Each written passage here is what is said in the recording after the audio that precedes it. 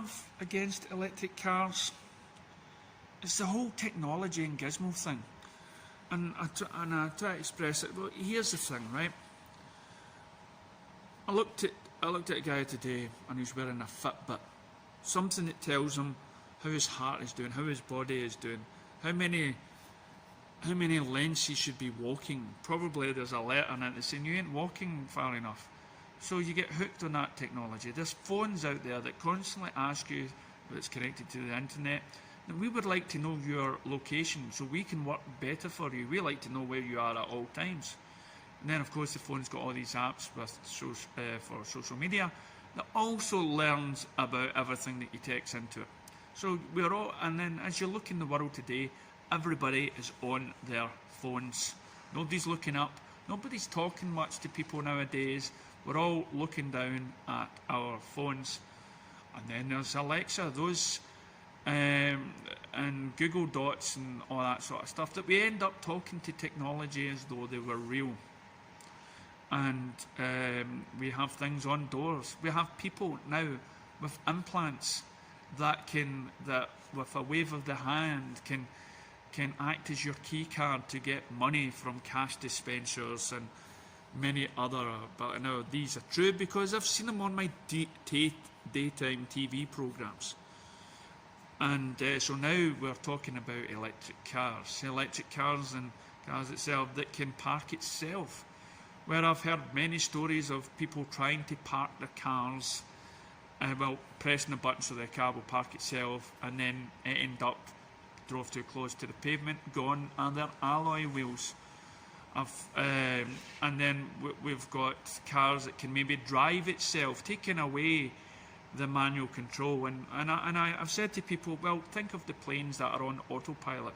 Would you rather have somebody in the cockpit rather than a computer flying you? Where we have in the past had famous pilots like in the Hudson River that have took control over the computer's diagnosis, turn the plane upside down or land the plane in the Hudson River and save millions of people through people's choice.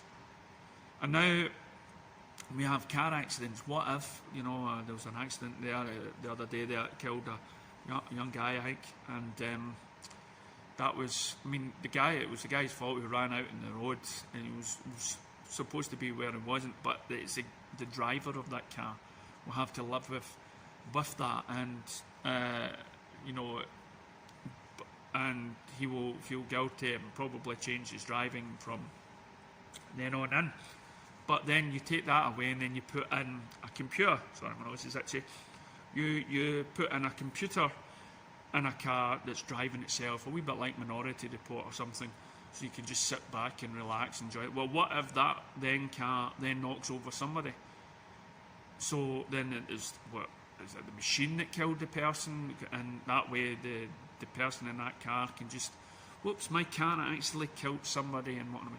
And so what is the point of this, as I'm saying, of the electric cars? Well, the electric cars for me is it takes away, it's like those automatics. I'd rather have be in full control and take full responsibility and concentrate with the hand changing the gears rather than rely on computer stuff. And I've often said to people, the nice wee tip to reverse a car is look at your side mirror, tilt it to your back wheel, and it will be fantastic. It will be a great help. People rely too much on technology, on rear view cameras and stuff in order to help them. And of course, you'll have these cars that are probably connected, just like phones, to maybe police stations, so they'll know where your car is at all time. Big Brother is watching you with the hundreds of CCTV cameras out there. And then this leads to, have you watched all the documentaries about China? China has got all these technologies that mean that you are under surveillance all the time. They've done away with money. It's all about digital over there. People having so many points to the name in order for them to fly abroad and go on holiday. But not only that, it's right down, and funny enough, the company that makes all the technology over there is a big fan of Terminator movies, and so they make all this face recognition by a company called Skynet, funny enough, isn't it? It's weird. And there's actually a wee technology where if you go in and you use the toilet, there's a machine in the toilet that will tell you the amount of appropriate toilet paper you should be using to wipe your butt. So again, is that taking note on where you are, what cubicle you're in and everything else. So for me, electric cars may be the start of the whole change. I'm not saying it is. I'm just thinking, we're getting all too dependent on technology. We're all getting hooked. And we may end up in a future where we will welcome it.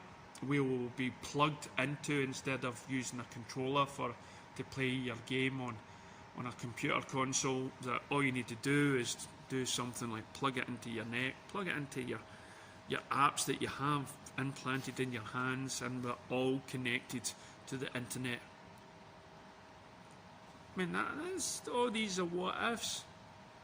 But just take a look around the next time you walk down the street and then ask yourself, how addicted are you to your phone, to technology and everything else like that? Before mobile phones came along, if you're old enough, how did you spend your day? How did you get by? And I got on okay without a mobile phone. Can I say that just now? Have I become addictive using YouTube, using social media and all that sort of stuff? I remember coming off Facebook. It was a challenge. But I'll leave all these thoughts and ideas to you. Let us know what you think in the comments below. Thank you.